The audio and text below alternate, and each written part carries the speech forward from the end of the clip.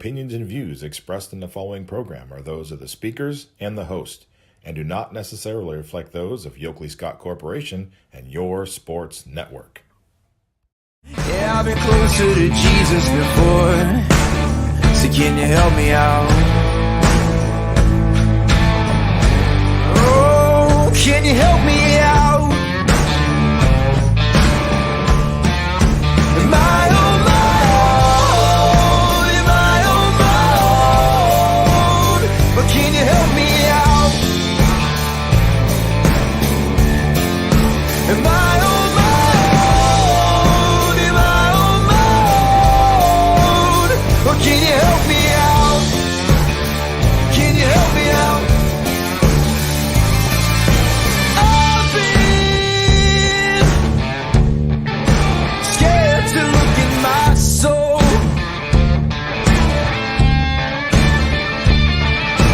I've been afraid I would follow the road. Yeah, afraid of the things I've been told. And hello, everybody. Welcome inside a Wednesday episode of Running Point on ysnlive.com. Anthony Hartwig with you alongside Mr. Scotty Mencher. Scotty, how are we doing today? I'm good, man. Another day above the ground. So No, yes. Thank I'm God good. for that, right? Yeah, We're not 6 feet under yet, so we have not plenty yet. of work to do. We're not going to waste too much time. It's Running Wednesdays. You know what the drill. Track and field season is upon us. Episode 5 coming at you with Rick Seipert. Here we go. Anthony Hartwig, Rick Seipert here for another exciting episode of Running Wednesdays with Rick Seipert. Episode 5, Coach. We are here. We are running towards the postseason very quickly, and we have another fun week. We have another fun group of special guests. We have a panel from Austintown Fitch, who has been so successful this season, in not just the AAC, but in the region. So we're going to bring them up here. We have 4 representatives from Austintown Fitch joining us. Thank you all for joining us today on Running Wednesdays, episode 5. What we're going to do first is we're going to go right to left for you guys. Introduce yourselves and what class you're in. Deontay Stallings, class of 2025. Deani Thompson, class of 2024. Megan Bradis, class of 2025. Justin Solid, class of 2025. All right, guys. My first question is, with all the success that's been happening this year with Austintown Fitch, what are some of your proudest moments or things that you're so proud of that you've been able to accomplish this year? I would say the win at Optimist Beavers down Alfred County. We lost a lot of these, but Optimist was a big win for the team. For me, it was winning Mahoney County for our team. We all got together as a team and just came for the win together. I could agree with Deani, like winning county, like being able to fight as a team to get the title. Like Tay said, they won in the Optimist team, and then also won in the mile.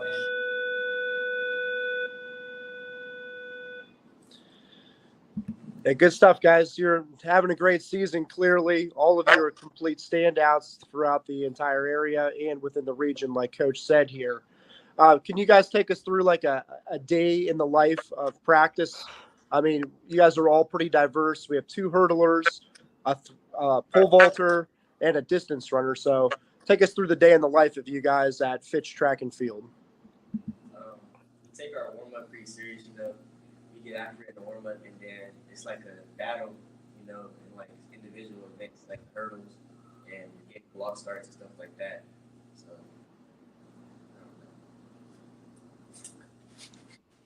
I don't know. Basically, the warm-up, we take our warm-up serious, and then we go in, we do stuff for sprinting, and then we break off in our little groups, and hurdlers a hurdle. We'll work up on 100 hurdles and 300 hurdles. Some days workouts, but that's mostly what it consists of. For me, I do sprint practice and we'll do like some sprinting like techniques, and then later we'll do pole vault practice and we'll do drills, and then we'll actually get into jumping, get back to our long runs. For distance, it's different. So on easy days, we have a big group of people. We just go and run together, which is nice. But then on workout days, we'll warm up together, and then workouts, it's pretty much solo. I have Caden Jones. He's a good workout partner, but We're almost at the end of the season, but when the season was starting, what were some goals that each of you set that you wanted to achieve this year for your personal journey? I set the goal of being regional and district champ in the 110 and 300 hurdles. I still think that's a very reasonable goal that I can reach right now. My goal is just to come out in districts and just come in first place. That's my only goal, just to get my get back from last year. My goal this year was break our school record, which I'm pretty close to, and then just make it to state this year and stay consistent jumping. My goal was to win the mile and 8 at districts and also break our 800-meter school record, which is from the 1980s. I really think you guys are all pretty close to those things. I'm really looking forward to it. I know we're rival schools and all those things, but once the postseason goes, it's fun to see all the local kids doing well and representing the Valley at state. So, tip of the hat to all of you. I know you guys have been, we've been through everything in all the meets that we're at. So I really hope you guys all end up hitting your goals this year in all those cases. It's kind of nice because I know that whether it's Fitch kids and Boardman kids, 4 people make it out of districts to the regional, and 4 people go from regionals to state. So it's kind of easy to cheer for everybody around in those cases. What's some advice you guys have for the young kids that are coming through Fitch track and field right now? I know you guys had some standouts in the 7th and 8th grade levels there. What kind of a lasting impression do you want to have for them as you move on in your careers? I would say keep working, don't stop. I know a goal might seem like you can't reach it as fast as you wanted to, but just keep working. You can always get there as soon as possible. You keep working.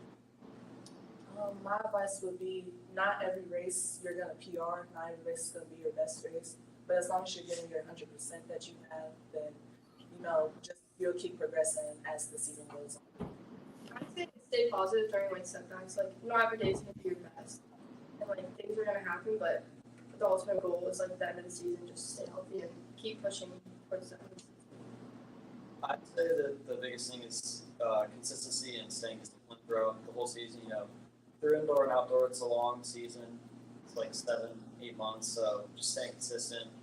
Even on days where you just want to take off, still going out and putting the work in. In the same area of questioning, who were some people that you looked up to that gave you good advice when you were coming up in the ranks, when you were in 7th and 8th grade, and who were some people that you looked up to and wanted to be like?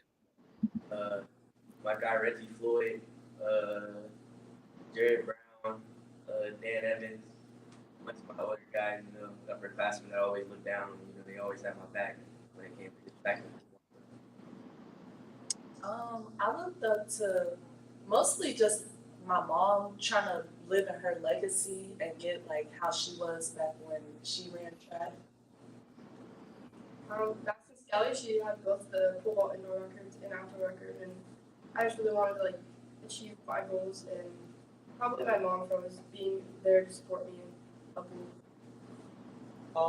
Brogan Roby, Kyle Kane, Logan, they were all there for my freshman and sophomore year. They were big influences on me to help me. So let's talk about some of the workouts you guys have. I know my kids, they have workouts they love, some that they hate. Can you guys run us through some of your favorite and least favorite workouts that you guys do over there? We can start with the least favorites. Definitely the 3x150s and the 2x200s. That's a good workout for you in the long run, but it's just the feeling of the lactic acid and stuff. It ain't good for as we get through it. It hurts. I'll tell you that right now. Definitely the 2x200s. It don't sound hard, but it hurt after. It never felt good after I ran it ever. Yeah, I can agree with you on it. That's why it seems so simple, but it's just not very difficult. Least favorite is probably 800s or 1Ks, just the longer stuff. So in the superstition category, game day meet routines. You guys got anything routines that you have to stick to? Any things that you try to do in the superstitions category before a meet? Um, Rule number one, you always got to drink in Arizona before the meet. Just one. Rule number one, you just got to. And then always text my mom, whisper good luck, and then that's it for real. And then you just hope for the best. I like to pray before every race. Just before I go into every race, I just have to pray before it, just to make sure I know God's up on my side right before I run, and to take away all the fears and worries that I be having before I run. Yeah, even before we go and warm up, I pray, and then however warms we're going, I just have the same routine of how I get on the runway and how I approach my jumping. Yeah, I keep the same routine every weekday, and I also pray before my races. Just to show how I'm grateful to be healthy and be able to race. It's a gift. Yeah, this is kind of a mental sport, and keeping those routines is very important. What are some things you guys like to hear from your coaches, from your friends, from your parents, anybody that is your supporter? What do you like to hear from them when the times get tough out there? I like to be reminded that there's always somebody, working as hard as I am, or maybe even working harder than I am. And, it motivates me to work harder so that I can, be that top guy and come out better than guys are. I just like to hear, after any race, my mom is always on the back stretch just yelling for me to finish the race, because she knows that's when I'm at the tiredest moment. So I like to hear her at the back stretch because it keeps me pushing more motivated. Yeah, I just like to hear if I'm having nervous before or doubting myself, just to hear that I know that I know what I'm doing, and I know that I can go out there and compete to my highest ability, and I know I have a support system behind me. With distance, you could run fast or slow, and a lot of times it's going to hurt regardless. So my coach just, basically tells me make it worth it. It's going to hurt running fast or slow. So get out hard. While we're talking about the mental aspect of the sport, we've asked you guys about the physical things you do, training and the workouts that you do. What are some, strategies and ways that you keep yourselves in the right mental mindset every meet and make sure that you can bounce back from maybe you're not your best time, like some of you were talking about before? You're not going to have your best time every single time you go out there. So what kind of things do you do to keep in the right mental space every time you go out there? I like to, reassure myself, I can do, I know what I can do. I watch my best races, always just know, I'm one of the guys, I'm not gonna lie, I'm one of them. So I just, I like to remind myself, and it always helps. I like to take deep breaths, do RPR, and just keep reassuring myself, telling myself, I know my worth and what I could do out up on the track. So one bad race isn't gonna, one bad race isn't gonna define me. And if you have a bad practice, just taking what I can learn from that. It might not have been good physically wise, but learning from the mistakes or what went wrong that day helps me to change things for the next day and have a better day. Yeah, if I'm ever nervous before a race, I just think of all the workouts and everything that I put in, and that this race I'm in shape. How about for other than track, guys? Stepping off the track, obviously you're all student athletes as well. What's the plans for the next steps for you? College plans? What's your favorite subjects? What do you want to study? Where are you heading? Right now I'm undecided, but favorite subject, I'll have to say probably math. Not really, I probably don't seem like a big math guy, but it just it just come off kind of easy. I don't know, but yeah, math, just walk in right now. I don't know. The grades have to show because I'm trying to focus in on football right now. I'm committed to Mount Union. I'm going into major in business. And then my favorite subject would be math too, because it's just, I don't know, once you get it down, you know what to do. It's one of those type of things. I'm undecided what college I want to go to, but my favorite subject is definitely also math. Just kind of once you catch on, it's easy. But I like to study either criminal justice or anything with the body, physical therapy or something like My favorite subject is probably science or math. You know, both of the two I like. They're interesting. I have not decided where I'm going to go to college yet, but I want to go somewhere in the medical. What are your guys' favorite way to celebrate after a big meet? You know, you get a big win, you get a good personal record. What are your favorite things to do afterwards to celebrate the big wins? I like to go out with the team, you know, go get food or something. You know, you gotta like cherish the moment, like, you know, something big like that happens. You know, like I said earlier, we haven't had the best of luck with like winning meets and stuff. So like a win and something like this coming down to districts would mean a lot. So I also like to go and celebrate with the team, just to celebrate with the people who was there to witness what happened. And if not the team, I'm going to celebrate with my family because they also see what happened, witnessed it. Yeah, like if we were running a team, like going out to eat or like just spending time with them, like cherishing how hard we worked to get to that moment to win.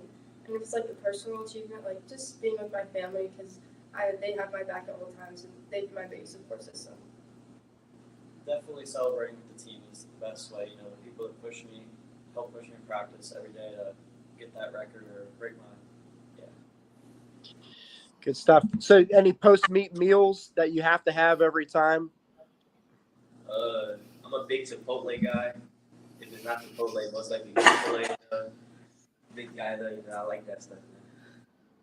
I change it up every time. There's no specific meal I'm eating before a meet. It's anything that could be eaten is this all. Like before meets, I usually get like Subway sandwich, just to, like fill me up.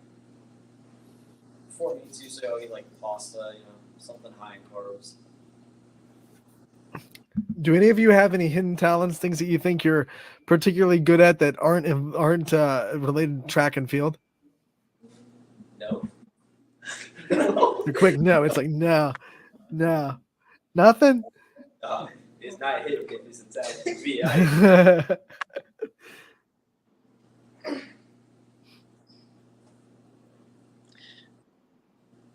How about favorite teachers that you guys want to give a shout out to today?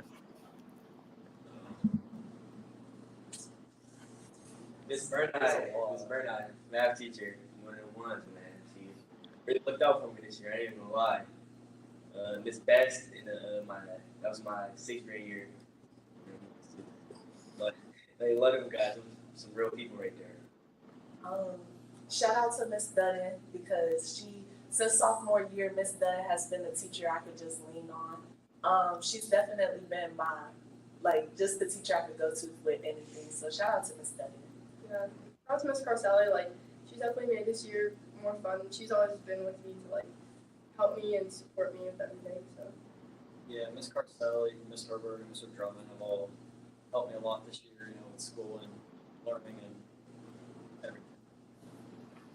All right, what we like to do at the end of these profiles, we do them with every athlete we interview. We give them the chance to take the spotlight off themselves for a little bit and shine on the people that are in their life, that support them, that have their back. So each of you, I want you to take your time to thank the people in your life that support you and give your shout outs out before we let you go. I'd definitely like to give thanks to my mom. Without this, this definitely wouldn't be possible. My big brother, he really pushed me to keep going. Mostly just my family, for real. Like I thank my coaches too, for sure. But a lot of family. I want to thank my mom. She, as a single mother, she's definitely showed up and showed out. She never made me feel like any type of way towards her, just being her. She's been my biggest supporter through everything. My family, they've also been my biggest supporters and throughout it all. My coaches, I appreciate all the time they put in to getting me where I am. And the man above, of course, for all the lessons he's given me. I'd like to thank my mom and my dad. Like they've always supported me and like they take me places to get extra work and they really just support my dream to the fullest. And my grandma and my aunt and my cousin, like if anything's still going on, and my siblings, like they're always there standing beside me and supporting me and cheering me on. My mom has always been there to support me. My dad always pushes me to know that I'm never as good as I could be, to keep pushing harder. And definitely my coaches and teammates were always pushing harder in practice. And All right, everyone, we want to thank you all so much for taking the time to join us today. We appreciate it. We know that you guys are killing it out on the track. You're representing Fitch so well. Everyone here at YSN is proud of you. We support you guys all year. We wish you the best of luck the rest of the season. We hope it goes on as long as it can, and we can't wait to talk to you all real soon. Thank you. Thank you, guys. Good luck. Awesome. A panel of Fitch athletes.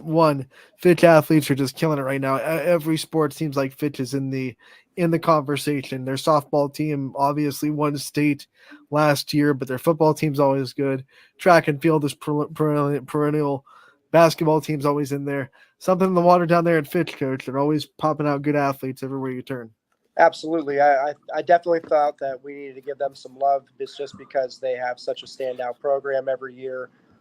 Again, top-notch sprints, top-notch hurdlers, throwers, pole vaulters. I mean, you name it. Year by year, they have it. You know, we talk to their athletes. We don't really get to talk to their coaching staff with them, but you know their coaching staff pretty well. What do you think their coaches do so well down there at Fitch that makes their program good? Not just 4 years of good talent coming through. They have a consistent program that spans a lot more than just one really good class that comes through and is good for 4 years. Yeah, I mean, you have to care about the craft, and I really think that everybody over there is like a student of the game. If you, so like Seth does a great job, Mike does a good job. I mean, every single year they have somebody that's going to, do very, very well. Again, like I said, I really enjoy watching them, especially at the postseason. Anybody that's representing the Valley the right way and getting down to, well, this year we'll be going to Dayton, but anytime you can see our local athletes at the state meet, you have to pull for them. Since I'm like in the mix with everybody, every day out in the rain, out in the snow, sometimes, I know what these coaches put in. So it's nice to see how these kids end up performing at the end of the season there. Did you get a smile when the last one finally said that science was a little bit of a favorite subject? Everyone was saying math, and it's all good. Here's Math one and that says science. They're interconnected, so yeah, it makes me happy to hear that people care about the sciences there too. So I'm in a good mood with that one today. For those of you that can't tell from the board behind Coach Seipert, he's a biology teacher, so he teaches about DNA. Yeah, our AP bio test is Thursday, so I just put there's probably 200 terms on the board behind me today, and we just went rapid fire and got through every single one in the classes. So that's how we rolled for the crunch week to get in there on Thursday. Good luck to everyone in AP Bio on Thursday. May the force be with you. All right, so let's talk about the results that came in the last week. It was conference championship week. Some of them were on last Tuesday, some of them were on Thursday, some of them were over the weekend. Why don't you run down some of the big performances and obviously your conference champions? It was a good week on some days. It was not such a good day on other days. So the week started out beautiful, and then it just progressively got terrible, and then it got okay-ish by Saturday. Unfortunately, our conference, the AAC, we showed up on Thursday to Austintown. Everybody was ready to go. We unpacked the bus. We set up our tent, and they bagged the meat. So we don't have a conference champion this year. So it is what it is in that sense. So unfortunately, we'll have to wait until districts this week to run against the Fitch kids and the Howland kids and the Warren kids in that big meet there. So real quick before you go on, because I'm interested, because for other sports, if they have postseason awards, they're usually determined, especially player of the year, determined by the conference champion. Usually goes to the conference champion. Do they just do the best times when you don't have a conference champion in track? We chose not to do that this year because it's hard to compare things in those cases. Like Anthony, you could be running in Myrtle Beach and drop the fastest time in the state, and I'm running in a rainstorm in Dayton, and I run slower. So I mean, you're comparing apples and oranges in those cases. Right. And then we thought about using the prelim times from districts. Unfortunately, though, Canfield's girls are D2, so it will not be a similar site in that case. And if you saw the weather, Wednesday for our district semifinals is looking exactly as bad as it was last Thursday. So we're going to figure it out anyways in that kind of condition. So maybe last week would have been a good opportunity for us to be able to run fast in those conditions, or at least learn how to compete in those conditions instead. But I mean, the safety aspect of it, it was raining hard enough and the wind was blowing hard enough to immediately cancel the pole vault.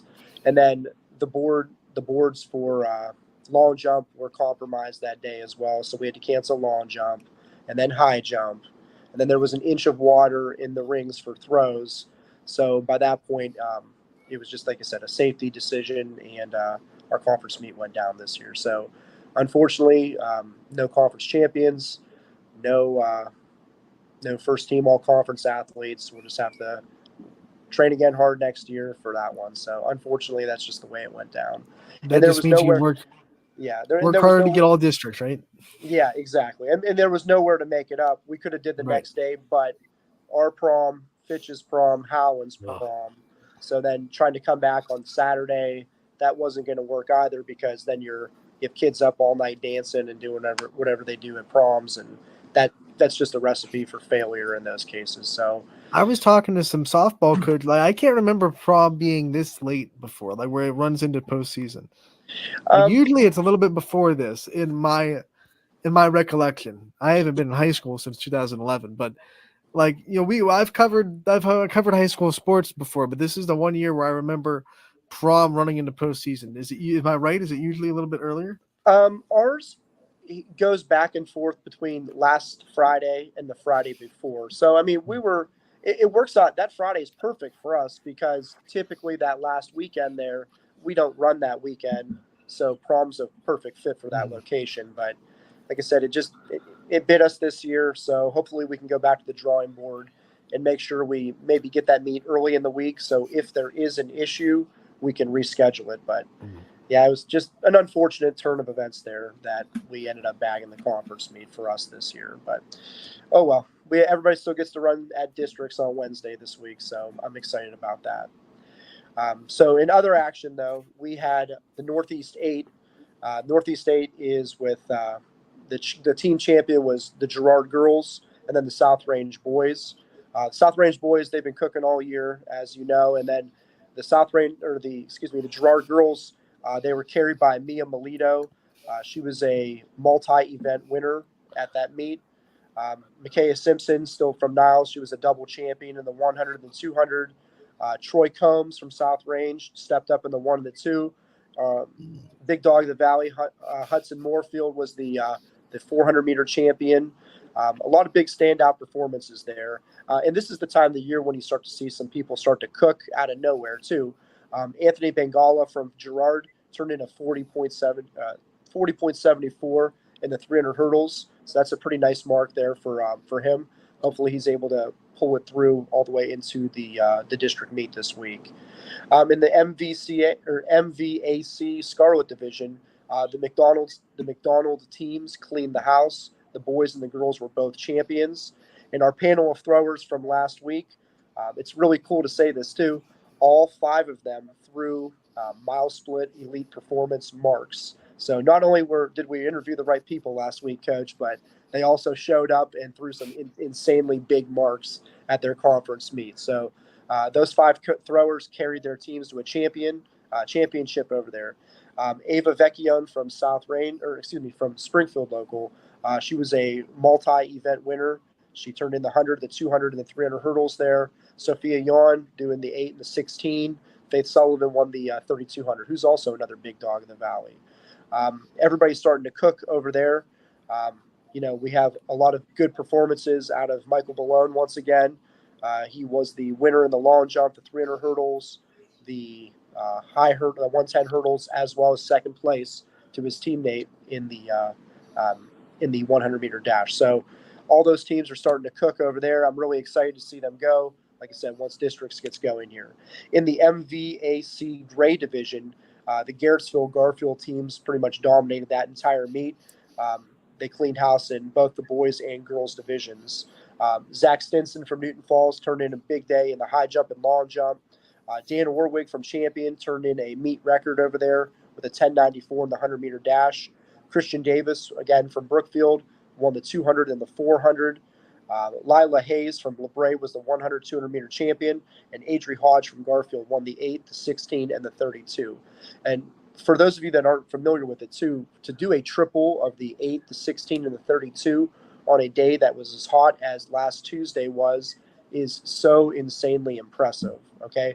Not only did she win the 3 events, but she also ran pretty good times in all 3 of them as well. So she must have been carb loading and really hydrating with the electrolytes that day. Over the weekend, the EOAC meet was down at East Palestine, and Columbiana was the meet champion in both the men's and women's divisions. Brinsley Hiscox from United turned in a big day across the board in all the sprint events. Trent Ellison had a big throw in the discus, 146-1, and then Maddox Brown from Columbiana was a 6'1". He was a 6'1" high jumper over there. Danny Milburn continues to kill it for United Sprints. I mean, Coach, we're talking about a lot of kids that are going to be representing us over there in Dayton this year. I have really high hopes to be saying these same names over and over and over again, going into regional week and then finally into the state week there. So we're going to see some all Ohioans. The last meet that we went over last week was the Eastern Buckeye Conference, and that was held over at Salem Stadium.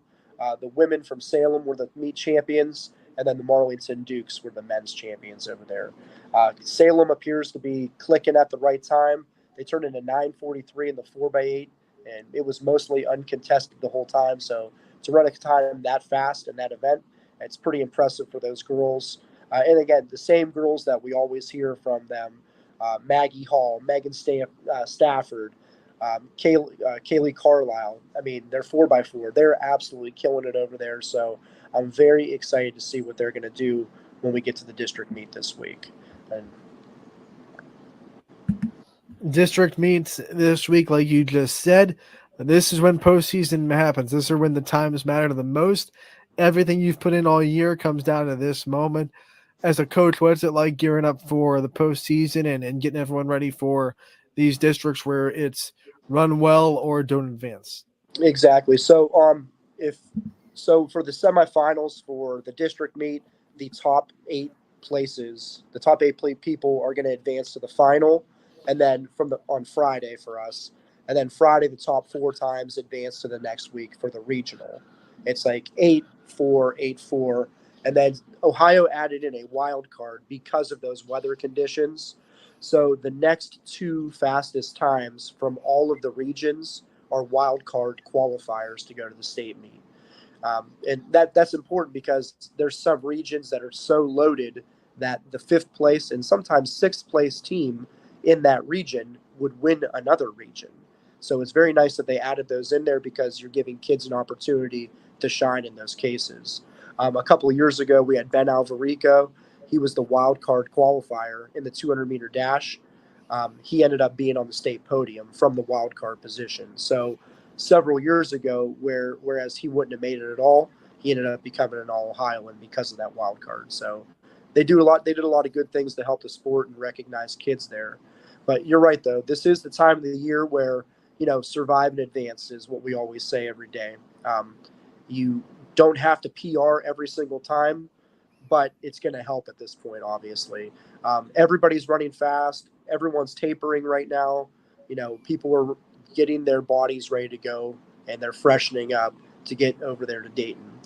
In many cases, if you're doing a workout, that workout's not even going to be applicable to your system for like 8 to 14 days, depending on how your physiology is working in those cases. So what we're just trying to do in these with our kids right now is make sure they're as fresh as they can. They're prepared. They have the mental game down. They have the mechanical game down, and they just know it's do or die in these situations. I want to give you the time before we look at the big scope of districts and some of the favorites to come out of districts in the Ysn family. Talk about your own team and how they're looking going into the districts and what you think your girls can do and how the outlook is going into Wednesday. I'm really excited to see how this all goes. We were going to try a lot of new things at AAC last week to try to pull that one off. Obviously, we didn't get that opportunity, so we're putting together a couple of relays that I haven't ran all season together. So we're kind of putting all the puzzle pieces together. We hang our hat on our mid-distance and distance events over here at Boardman. So our 4x4s, our 4x8s, milers, 2 milers, 800 runners, 400 runners. I'm really hoping to see that we can represent everybody very well. Sarah Barrow is still one of the tops, and she is the top girl in shot put in the region. So I'm hoping to see a lot of her out of her. I'm looking to see how some of our freshmen compete at this meet. There's a lot of variables that are going into play with this one. All of us are looking up at the Solon girls team right now. I mean, they're amazing. They won the district every year since they joined it. As close as we've ever gotten was 3.5 points in 2021, and they must have gotten woken up by that because it hasn't even been close for us since then. But that's how it goes sometimes in track and field. You know, you might not get first place, but second place at the state meet's not bad. Neither is third, fourth, fifth, sixth, seventh, or eighth. If you're on that state podium, you're on that state podium, no matter what the place was. All right, now let's talk about some of the, perennial favorites to not just succeed in districts, but you think could have a good shot of going to Dayton. Fitch has a very solid team. I think we're in the mix if things fall our way to be in the top 3 for the district there. Fitch's boys will be going toe to toe with Solon over there, and it's kind of weird too. Like track scoring, it benefits teams with balance rather than just a superstar at some of these bigger meets. If you only win 3 events, that's 30 points. But if I get 5th in all the events, I'll end up having more points than you, even though you ended up having like the superstar performances of the meet there. So, I mean, you have to like nickel and dime some of these meets together just to get what you can to be like higher in the standings for those championship meets. I also think that Salem's girls team, they're going to put a show on this postseason. I'm not sleeping on McDonald. Liberty's very good. South Range boys are very good. We have some standouts in individual events like we've talked about most of the season here. Kaylee Richards from Maplewood. Harding has jumpers and hurdlers. Balone over there at Lowville, plus their sprint relays. I mean, there's a lot of good teams that are going to be putting things out there. And, it's track. Some good things are going to happen. Some not so good things are going to happen. You'll have some surprises in the good way. You'll have some surprises in the bad way as well, unfortunately. So it's all about surviving and advancing at this stage of the game, Coach. Surprises. I want to hear maybe 1 or 2 picks for you of sleeper teams or sleeper runners that you think would be a candidate for one of those surprise wins or a surprise time in districts. I'm going to go with our very own Brock Ferris over here. He did something pretty wild at a dual meet a couple weeks ago, like on a Tuesday. I mean, Tuesday meets, we run hard, but I mean, it's not the same kind of juice that you would have at like a weekend meet. I'm looking for Brock to put some kind of a crazy mark up there. Justin Solly, who we just had on, he's been running fantastic as well. If his goal was to run the 8 and the mile, I know who the guys are that he has to get through to win that 800, especially on a double as well. So I'm really looking forward to see what Justin and Brock do when they get out there. And I know they're good buddies as well. They talk back and forth like in a positive sense, despite being at rival schools. So, it's always like endearing to hear that even though they're rivals, they still want to work together. I mean, you heard Blake and Brock talk a couple weeks ago. Even though they're rivals, it's very nice. And I truly mean what I said, like 4 of us are able to go from the district to the regional. So why can't we cheer for our friendly rivals here at the postseason portion of the season? All right, Coach. When we come back next week, districts will be done. We'll be recapping that. Then we're going to be talking about regionals, trying to get kids not just out of districts, but into state, into Dayton. That's going to be fun. I can't wait for it. Episode 6 on the way next week, Coach. I want to thank you for your time as always. I want to wish good luck to your AP Bio students again. Thank you. For that test on Thursday. The this show will air before Thursday, so they'll get that. My biggest advice for you, multiple choice. The answer is almost never E. Yes, very there good. You go. I'll remind them that for the final preparation tomorrow. But hey, student athletes, we got to go student first, so we're going to hit the books pretty hard for the final preparation there on Thursday for them. All right, Coach. Thanks again for the time. We'll see you next week with episode 6. Thank you. Have a good one.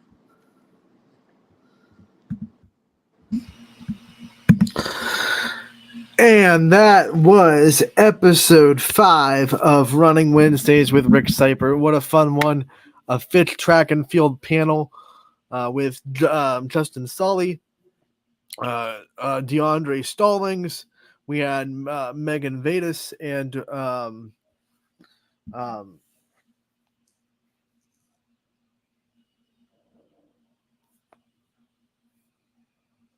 hold on.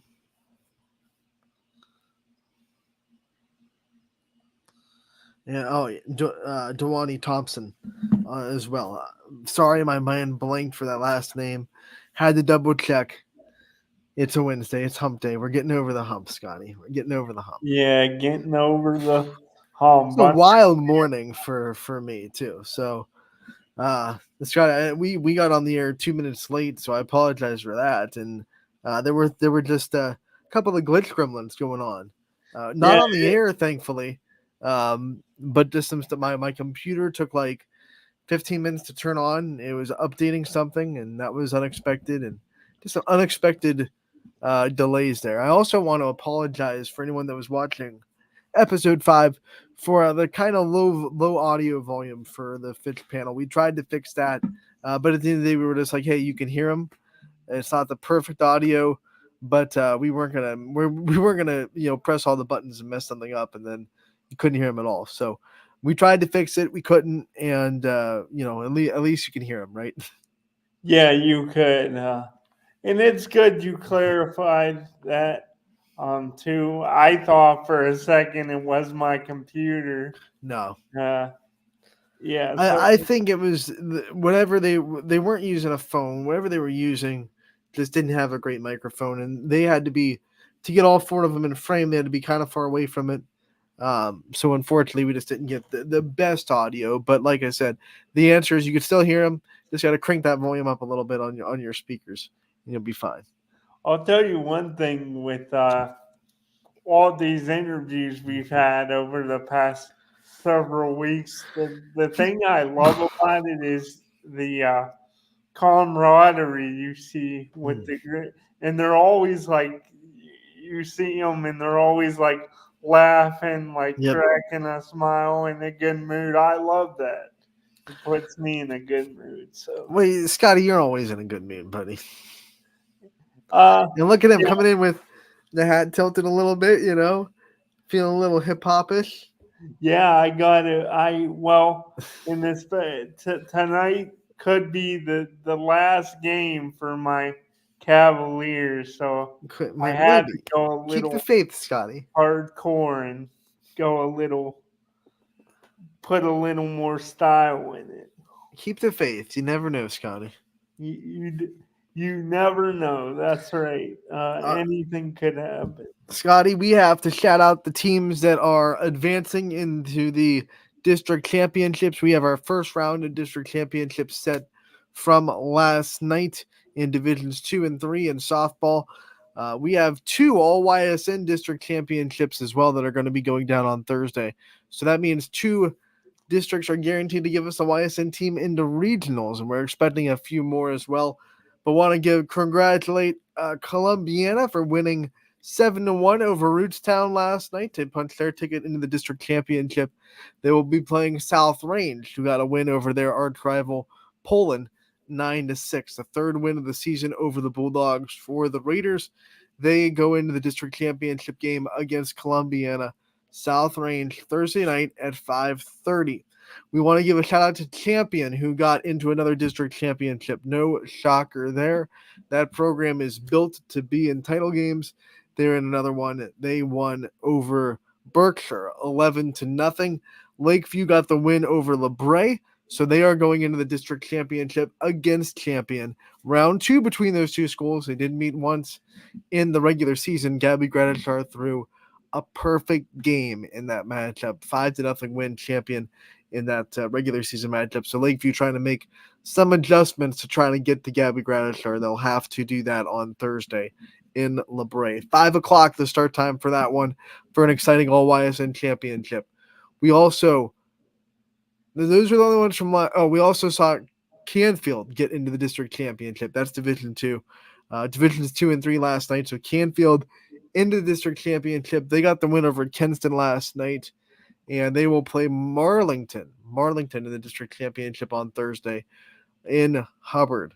Want to also give a congratulations on a fantastic season to a couple of teams that we saw end their year last night. Howland fell to Field 7-4. So they end their season in the district semifinals. West Branch falls to the top-seeded Aurora Greenman 12-1. So West Branch unfortunately has to say goodbye to their season as well. So the championships are set in 2 and 3, and now tonight we get the district championship games in divisions 1 and 4. We'll start in Division 1. The only team left in Division 1 in YSN, Scotty, Austintown Fitch. They're going to be playing Chardon tonight in the district championship at Youngstown State.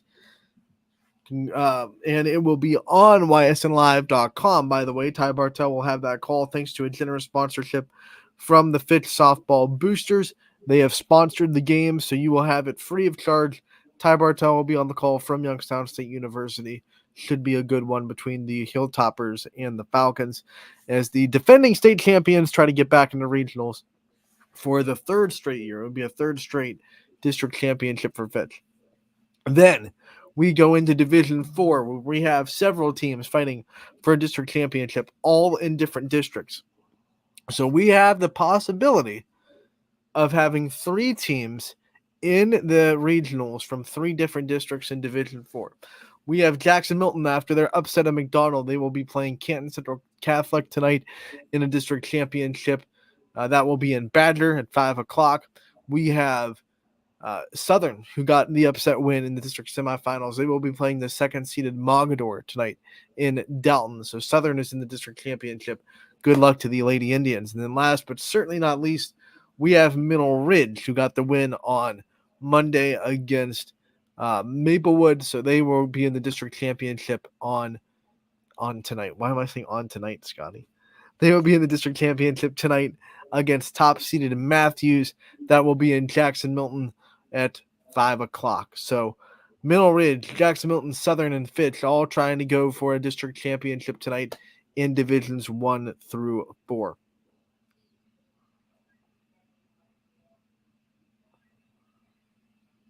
Any thoughts, Scotty? I was just gonna ask you. I was thinking a lot about this, and I was gonna ask you. Obviously, with Fitch, I mean they're a powerhouse, juggernaut. So I just wanted to know, like, if you were going into this, say, as a player or a coach, like, do you like the being that, like, the beast on the block, like the bully, like a Fitch, or do you like maybe taking that role where, you kind of fly under the radar a little more? Well, the underdog is a great role to embrace, Scotty. It's fun. It gives you energy. It lets you sneak up on people, but you can't be the underdog and win a lot. So I think the easy answer for any competitor would be, I want to be the beast on the block. I want to be the team that is winning a lot, that everyone expects to win, that has the target, because that means I'm winning a lot, and that's the whole reason you play.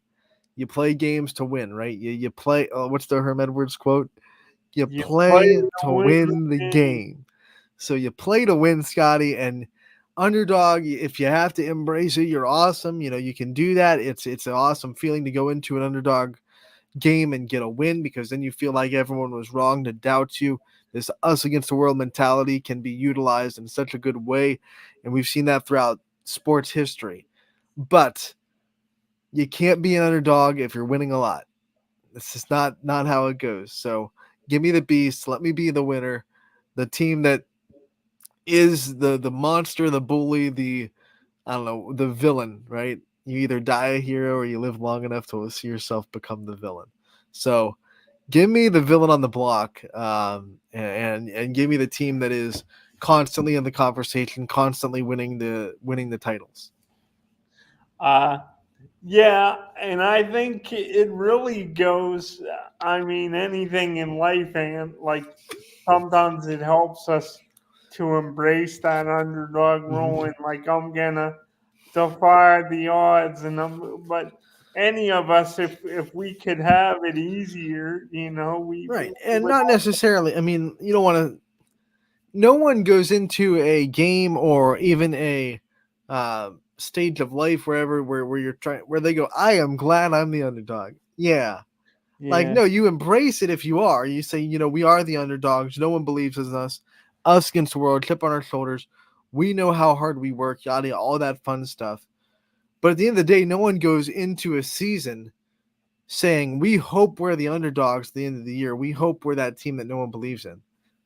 No one Uh, wants that to start. They just embrace it when it gets there. yeah, you embrace it when it gets there. Mm-hmm. But I don't know, that feeling of like winning and like being a champion. You I'll know, tell you what, if you're asking, if the question is, would I rather win as an underdog? Like you can't decide. It's already decided who you are. Or win as the team that's been there, done that. I think the feeling of surprising someone and winning as an underdog has that little extra exhilaration to it that just gives you that contact high a little bit, even when you're just like a media member broadcasting. Like when we're going and we're covering a game and the underdog that's a YSN team goes out and wins it, and we get to say, I told you this YSN team, I told you what they're about. Like there's something about proving someone wrong that gives you that like rush of endorphins a little bit. So I agree with you. Like if the choice is whether or not you rather win as an underdog or win as a favorite, I think the winning feeling feels a little bit better as an underdog. But if the question is, do you want to be going into a game? Would you rather be an underdog or be the favorite? I think those are two different answers. and it's kind of like it's also something I thought about for here today. I did want to get your thoughts real quick We uh, had a little bit of time. We're gonna go into overtime since we started late. So on Lakeview champion softball. But first, like this is another thing I was thinking about today. Like if we played sport, and I know we played. I play in the backyard growing up. You played some, challenger baseball and stuff like that. But I go back and forth with myself and go back and forth on, would I rather be average or even good at several different things, or would I want to be like great or elite at one certain thing? I go back and forth with that an awful lot. And I think like even though it's great to feel elite and have that elite feeling, if you're good, if your game's more well rounded, I feel like it can make you more versatile.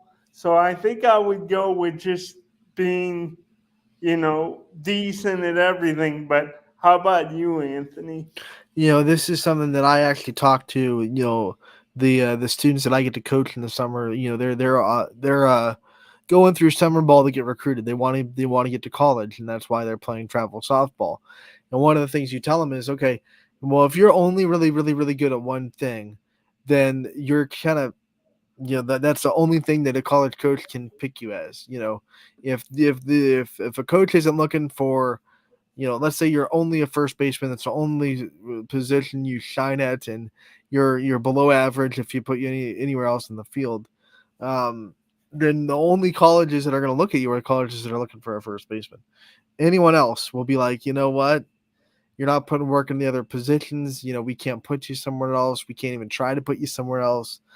You better be a elite, like, holy crap, we can't even ignore this talent at first base if you're going to do that, because otherwise it's going to be, well, you know what? We have this girl that can play first almost as good as you, but she can also play everywhere in the infield, and we can put her in right or left if we have to. And that'll always be that person will always be recruited ahead of you, unless you're a freak of nature, which happens. We see a lot of them in Division I softball. We're going to be seeing a lot of them in the College World Series come May, late May, I should say. It's already May. We'll see a lot of freaks of nature that are really, really good at one thing, probably good at other things too. I don't think you get to that level without being good at other things. But unless you're at that level of elitism, which we don't see too much in one area, it's not conducive in one area where you see, 5, 6, 7, 8, 9 girls or guys that are just so monstrously elite that they're going to go into, Division I, Power 5 and compete for a World Series. So unless you're that, you better be good at multiple things. And even if you're that, you still should be good at multiple things. Like even Sydney Watts, I'm sure, even though Fitch doesn't really use her that way, I'm sure she could probably go at first if a team needed her to go. Definitely be a DP on the days that she's not pitching. I would be shocked if Georgia Tech is like, we're going to put you in the bullpen, and that's all we're ever going to expect from you, and we don't want you to do anything else. You got to be able to do other things for your team. So that's just one example. I mean, Melina Toth will be the same way in Buffalo. When you get into the smaller Division I colleges and even D2, D3, you better be versatile, because they don't have the luxury of recruiting, 6 or 7 elite pitchers that they can just say, okay, all you have to do is pitch, because we have 6 other players that are right there. We are fine in that position. But when you get into lower levels, when you get into the smaller colleges, they're not recruiting 5, different players that can all play, in the infield if they need them to. So you will have to be very versatile. Yeah, and you talked about the differences in the recruiting, but I think too that when you look at it, like a lot of times when you are great, Mm-hmm. it's or elite, it's not so much about, I think it's because they're so good in one aspect and they're top notch. I mean, not all, but in a lot of cases, they have the ability to be versatile. Yeah, So and honestly, pitchers are a bad example, because pitchers are usually, especially when they get into college, they're going to do that one thing. They're going to pitch. They could hit, but you're not going to throw your pitcher out there in the field. So the pitcher was a bad example on my part, but because all of our elite Division I players right now in the area are a lot of pitchers. So except for a couple of players that are going to YSU, of course, there's D1. So like Ayla Ray is a better example. I'll just jump to her for Austintown Fitch. Plays short for Fitch, but she catches. She's caught before. She can catch. You can put her in any part of the outfield. You'll be fine. She's versatile. She's not someone that only can play shortstop, and if you move her out of short, she's going to be lost. That's something that YSU's going to use. YSU probably wouldn't be as interested in her if she was only a shortstop and that's the only role she could play, even if everything else was just as good as it is right now. Everything was just as good. The defensive numbers were just as good. If she was only a shortstop and never played any other position, then there might be someone that gets the spot ahead of her. But because she plays shortstop, she's caught before. You can put her in the outfield with her speed. Probably put her at second, because the middle infielders are kind of, you can the only places you probably can't put her, maybe the corners and short. You could probably get away with putting her at third, though, if you wanted to. She definitely can catch. I mean, I didn't mean short. I meant pitch. So there aren't too many places on the field that Ayla Ray can't play, and because of that, she's a very vital asset to a team. And you Same thing with Bellemeyer, by the way. He's going to YSU as well. yeah, and there's so many. You talked about the elite pitching. Oh, This is kind of just one more thing I had for you today. When it comes to the rematch of Lakeview and Champion softball, um, you can't get any better than perfection right. You can't. first time around for Champion. But I wanted to know for you when it comes to Lakeview in this game, is it do you think the first time around maybe it was just a case of she just had it rolling and it was just a buzzsaw they ran into and they don't have to do anything drastic to kind of change things up? Or do you think maybe early on, maybe take more pitches or vice versa? Maybe they get a little more aggressive earlier. I wish I saw the game in person to know what everyone's approach to the plate was and know how Gratish are really like X's and O's wise attack these hitters, because Lakeview is a very, very good offense. They scored 11 runs against South Range just to, I mean, they're really good. They have faced really good pitchers. They have hit really good pitchers. So to see Gabby Gratishar completely handcuff this offense like that was one of the biggest performances I've seen from Gabby Gratishar in her whole career, because she's had perfect games before. She's had no hitters before, but this Lakeview offense is, in my opinion, outside of maybe Fitch, and I'll throw Canfield in there, and South Range has a good lineup too. Comparable to South Range's lineup when you're talking offensively. Lakeview's offense is no joke. They are very, very good. They're deep 1 through 9. Not a lot of holes in the lineup to go after. And they have Max Stowe, who's just absolutely tearing the snot out of the ball with power, and Izzy Haynes as well. And they have speed for days in other spots in the lineup. So it's a very well-balanced lineup, hard to pitch to. So I was really interested if I could grab video of that game between Lakeview and Champion to see what Gabby Gratishar was doing so well to really handcuff them. She's a screwball pitcher first, so she's going to attack the inside part of the plate. So if I'm coaching against her, I'm coaching hitters, I'm saying you're crowding the plate. You're sitting on velocity, even though she does have a changeup. She's going to hit you with speed first. So you sit on velocity, you react off speed, and you try to take away the inside part of the plate. That's how you would attack her. That's how I would attack her.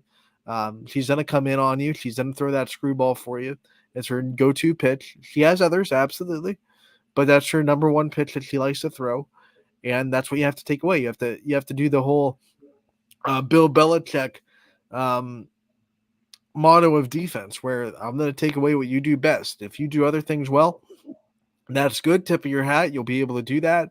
But I'm going to make sure that what you do the absolute best is what I'm going to take away. And the Patriots defense is always good at that. So as a hitter, my mindset against any pitcher would be, I know what you love to do most. I'm going to take that away. If I'm playing Sydney Watts, it's, hey, you love the rise ball. I'm not swinging at your rise ball.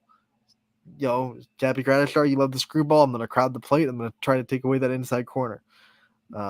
For Milena Toth, it's a little bit of the same.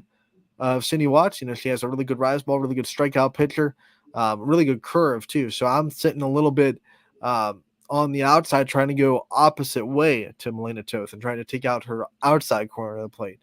So, you just got a pitcher, you try to take away what they do best and let the dice fall where they may.